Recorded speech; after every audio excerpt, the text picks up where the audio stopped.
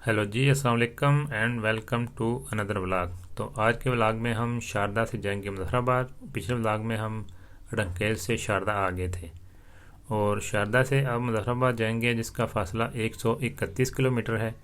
और ये सफ़र हम केरन, अठ मकाम, टिटवाल सेक्टर को क्रॉस करते हुए इंशाल्लाह मुजफ्फराबाद जाएंगे और आज रात उधर स्टे करेंगे और फिर इंशाल्लाह मुजफ्फराबाद से जाएंगे गढ़ी हबीबुल्ला और बालाकोट से होते हुए शुगरां।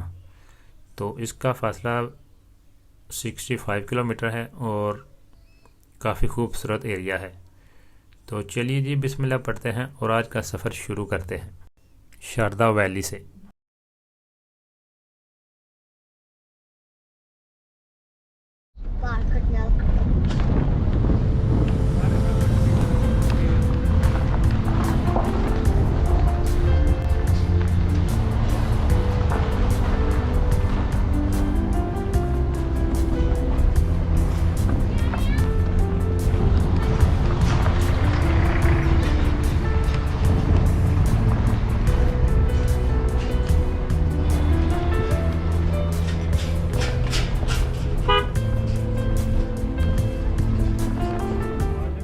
सुबह के मेरे ख्याल में 9:30 बजे हैं और मौसम काफ़ी साफ़ है।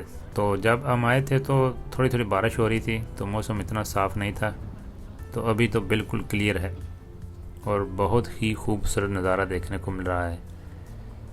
बिल्कुल दरिया नीलम के साथ साथ जा रहे हैं।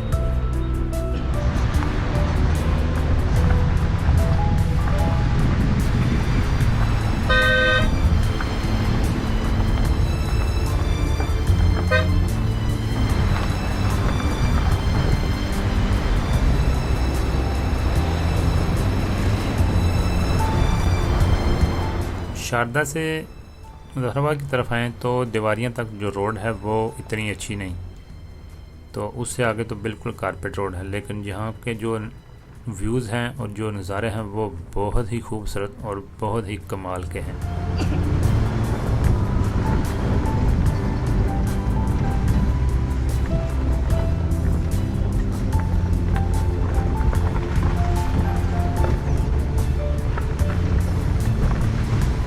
पहली दफ़ा 2009 में नीलम वैली को विज़िट किया था, तो तब तो इंफ्रास्ट्रक्चर मतलब रोड्स की कंडीशन इतनी अच्छी नहीं थी और ना ही इतने ज़्यादा होटल्स थे। तो अभी तो बहुत ही अच्छी कंडीशन है, रोड भी काफ़ी बेहतर है और बहुत बड़ी तादाद में होटल्स भी हैं। तो वैली तो बेहद खूबसूरत है, बिल्कुल भी जो है ना सफ़र बोर नहीं होता, बंदा इन खूबसूरत नज़ारों में खो जाता है। तो अभी तो सितंबर का महीना है, सितंबर 2020 है। तो अभी इधर मकई का सीज़न अपने अरूज पे है और काफ़ी खूबसूरती है और ग्रीनरी है।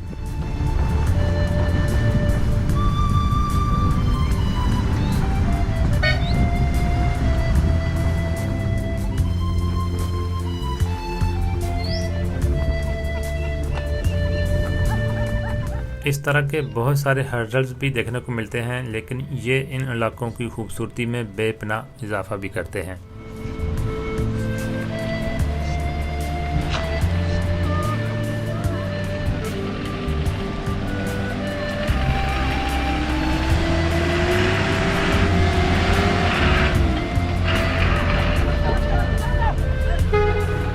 मोस्टली जिस जगह पे चश्मे का फ़्लो है वहाँ पर सड़क की कंडीशन बहुत ख़राब है, तो बेहतर है आप लोगों को गाड़ी से ऑफ लोड कर लें ताकि गाड़ी आपकी नीचे ना लगे।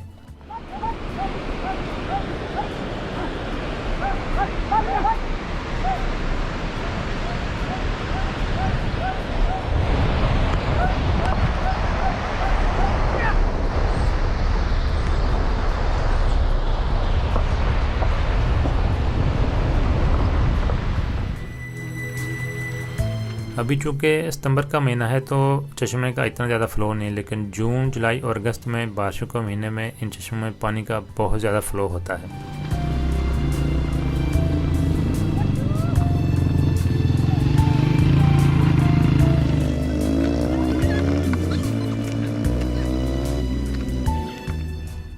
نیلم ویلی کے جو نظارے ہیں وہ بہت خوبصورت ہیں، بالکل اپنے نام کی طرح نیلم ویلی خوبصورت ہے۔ یہاں پر جو گھروں کا اسٹرکچر بہت خوبصورت ہے اور گرینری جو ہے وہ تو بے حد کمال کی ہے۔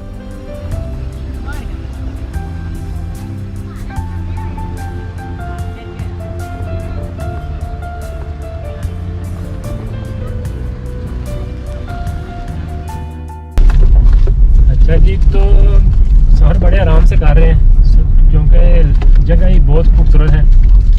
تو ابھی اس وقت دیواریاں کے نزدیک پہنچ چکے ہیں اور آہستہ آہستہ چلا رہے ہیں گاڑی کو، کیونکہ سڑک بھی اتنی اچھی نہیں، کسی جگہ پہ کچی ہے، کسی جگہ پہ پکی ہے۔ تو ویسے بھی علاقہ اتنا خوبصورت ہے کہ اس کو جلدی سے میرے خیال میں تو کراس کرنا بھی نہیں چاہیے، ان نظاروں کو انجوائے بھی کرنا چاہیے اور گاڑی بھی آرام سے چلانی چاہیے۔ اس سے آپ خوبصورت نظاروں کو بھی دیکھیں گے اور آپ کی سیفٹی بھی رہے گی۔ تو باہر ذرا ویو چیک کریں، بہت ہی سپر ویو ہے۔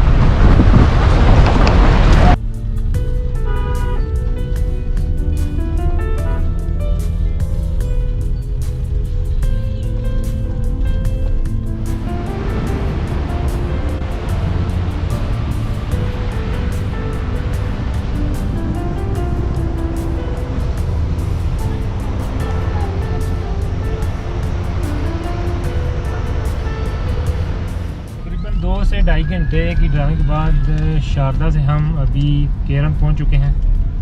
تو سڑک جیسے میں نے آپ کو بتایا کہ لواد یا دواریاں کے نزدیک جو ہے نا، دواریاں تک سڑک ٹھیک ہے، اس سے آگے سڑک تھوڑی خراب ہے۔ تو ابھی ہم یہ کیرن پہنچ چکے ہیں۔ تو یہ بھی بڑی اچھی جگہ ہے اسٹے کرنے کے لیے، ادھر بھی ہے یہ بڑی تعداد میں ہوٹل ہیں۔ اس وقت ہم کیرن پہنچ چکے ہیں، یہاں پر بھی بڑا ہی خوبصورت منظر ہے اور دریائے نیلم کا بڑا ہی پیارا ویو دیکھنے کو مل رہا ہے۔ اور کیرن میں بھی بہت بڑی تعداد میں ہوٹلز ہیں اور یہاں پر بھی صرف اور صرف ایس کام کے سگنل آتے ہیں۔ اور دریا کی دوسری سائڈ پہ آپ دیکھ رہے ہیں یہ انڈین آکوپائڈ کشمیر ہے، اور دریا کے رائٹ سائڈ پہ جس سائڈ پہ ہم ڈرائیو کر رہے ہیں یہ پاکستان کا ایریا ہے، یہ آزاد کشمیر ہے۔ اور یہ دریا کی دوسری سائڈ پہ جو ہے نا وہ انڈیا ہے۔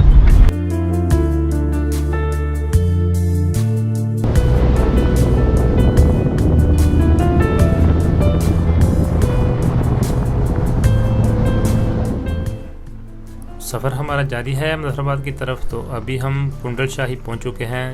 تو پچھلے ولاگ میں نے آپ کو بتایا تھا کہ اگر آپ نے کٹن جاگرا ویلی یا ببون ویلی جانا ہے تو کنڈل شاہی سے راستہ جاتا ہے۔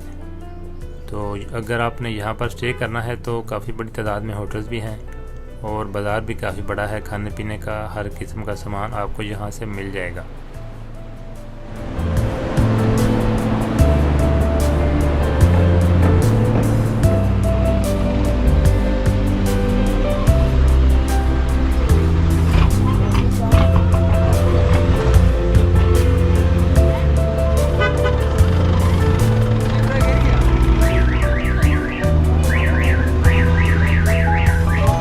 وادی نیلم کا تقریباً سارا سفر دریائے نیلم کے ساتھ ساتھ ہے اور دونوں طرف ہی بڑے ہی خوبصورت چشمے ہیں اور واٹر فالز ہیں۔ تو یہاں پر بھی آپ رک سکتے ہیں اور تھوڑا ریفریش ہو سکتے ہیں۔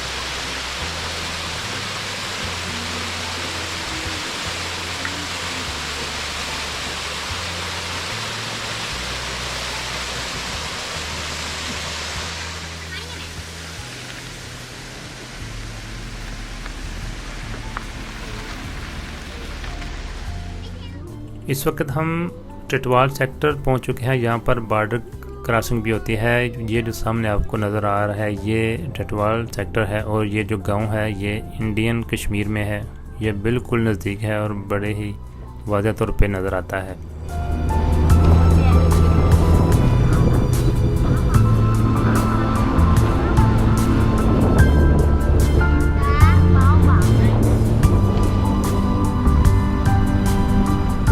دریائے نیلم کے کنارے سفر کرتے ہوئے ہم پہنچ چکے ہیں نیلم جیلم ہائیڈرو پروجیکٹ پہ۔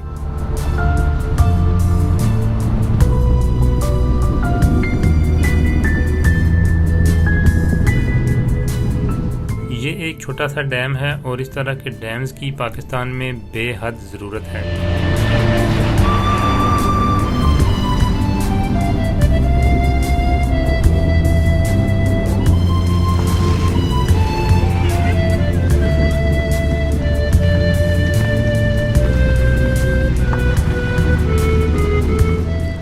اس پروجیکٹ کی کاسٹ 515 بلین روپیز ہے اور اس کی کیپیسٹی 969 میگا واٹس ہے، جن کے یہ 969 میگا واٹ بجلی پیدا کرتا ہے۔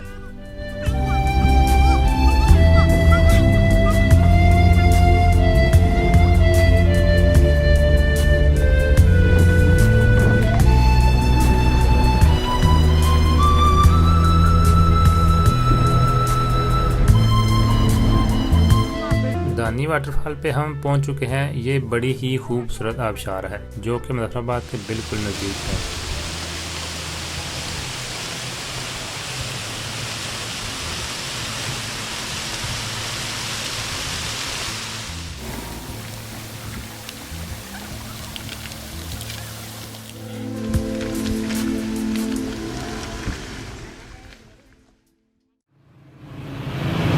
یہ ہوٹل ہے جی میر کانٹیننٹل، اس میں ہم نے رات کو اسٹے کیا ہے۔ کمرہ لیا تھا اس کا 5000 روپیہ ہم نے پے کیا ہے۔ تو رات کو ہم نے اسٹے کیا تھا مظفر آباد میں میر کانٹیننٹل ہوٹل میں، جس کا ہم نے 5000 روپیہ پر نائٹ پے کیا تھا، اور اچھا اور صاف ستھرا ہوٹل تھا، اور یہ بالکل شہر میں ہی ہے، سینٹر میں ہی ہے۔ اور پھر صبح دوبارہ اپنا سفر شروع کر دیا شوگراں کی طرف۔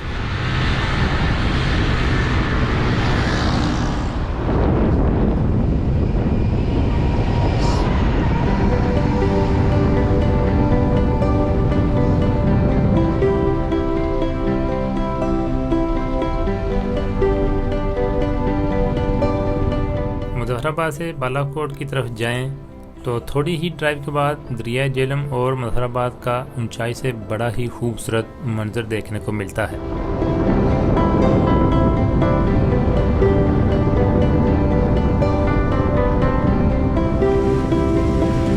یہاں پر تھوڑا لینڈ سلائڈنگ ایریا ہے، بارش میں تھوڑا مشکل ہو جائے گی، اس لیے بارش میں ڈرائیو نہ کریں، ویٹ کر لیں۔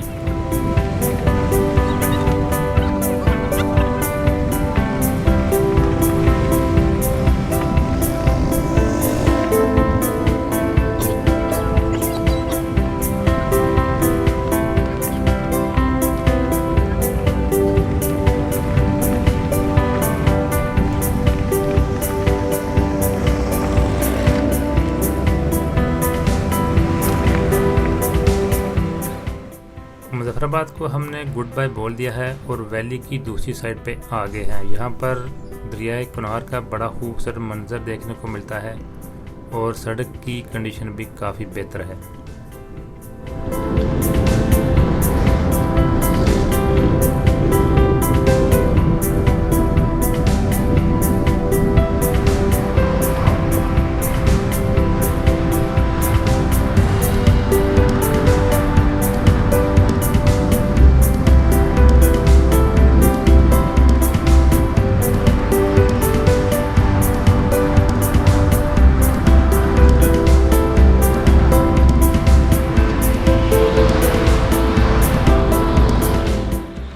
ایسے بڑی خوبصورت وادیاں ہیں، وہ نیچے جو ہے نا یہ دریائے کنار ہے۔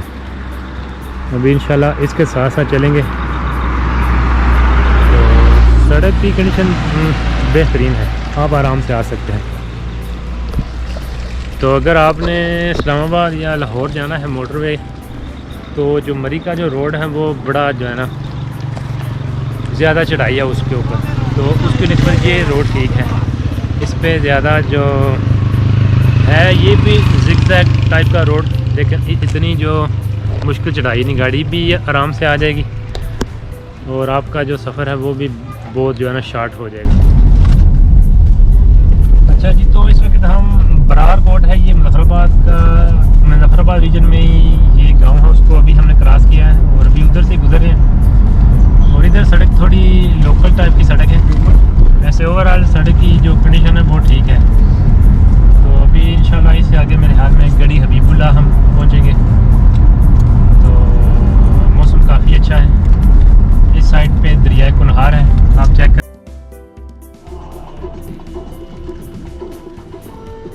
یہ رستے میں اگر آپ کو کھانے کی ضرورت پڑے تو ہوٹل بھی ہیں بالکل جو ہے نا، بالا کوٹ سے پہلے ہی آئے گی میرے خیال میں، یہ گڑی حبیب اللہ سے پہلے ہی ہے۔ تو اس سائڈ پہ دریا کنہار ہے، اس سائڈ پہ ابھی ہوٹل آ رہے ہیں کافی ہوٹل۔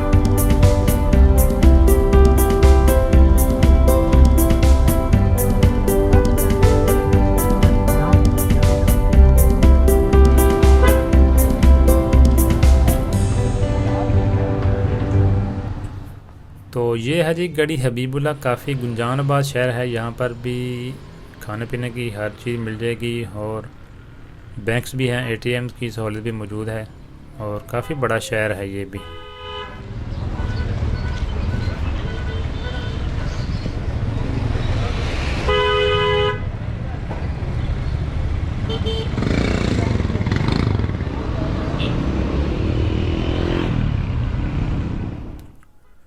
تو گڑی حبیب اللہ سے دوبارہ اب چل دیے ہیں بالا کوٹ کی طرف۔ بڑے خوبصورت منظر دیکھنے کو ملتے ہیں، اونچے اونچے پاپولارے وغیرہ ٹائپ کے درخت ہیں اور بڑا خوبصورت ویو دیکھنے کو ملتا ہے۔ تھوڑی ہی ڈرائیو کے بعد جیسے ہی مانسیرا ناران روڈ پہ پہنچیں گے تو پاکستان کی خوبصورت ترین ویلی ناران کا آغاز ہو جائے گا۔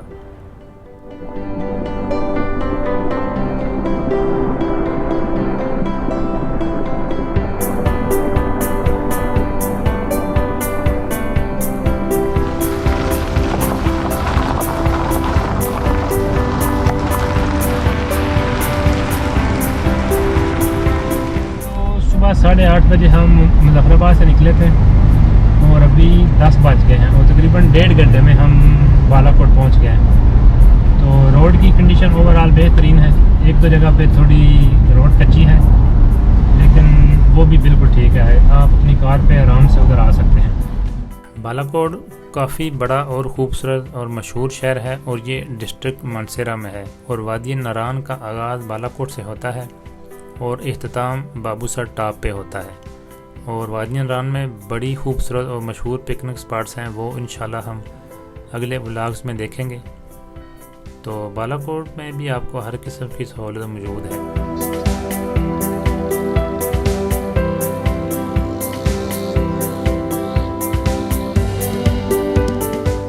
اگر آپ کا آگے گلگت یا ہنزا ویلی جانے کا پلان ہے تو بہتر ہے آپ بالا کوٹ سے اپنی گاڑی کا ٹینک فل کرا لیں، رستے میں آپ کو پیٹرول کی شارٹیج کا سامنا کرنا پڑ سکتا ہے۔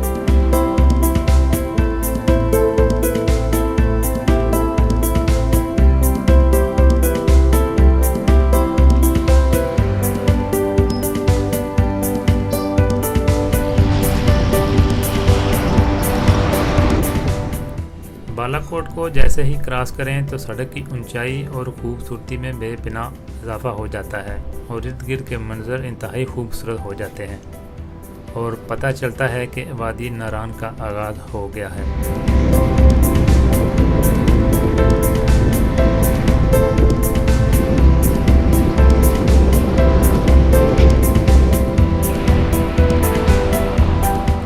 بالا کوٹ سے تقریباً 45 منٹ کی ڈرائیو کے بعد انتہائی خوبصورت اور وادی ناران کا پہلا پکنک سپاٹ آتا ہے کیوائی۔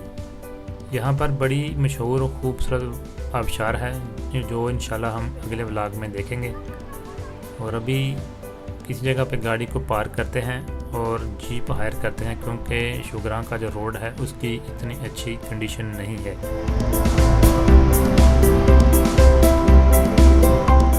کیوائی میں رہنے کے لیے ہوٹلز بھی ہیں اور کھانے پینے کا سامان بھی مل جاتا ہے اور کافی بڑا بازار ہے، تو یہاں پر بھی ٹورسٹ لازمی رکتے ہیں کیونکہ بڑی خوبصورت آبشار بھی ہے۔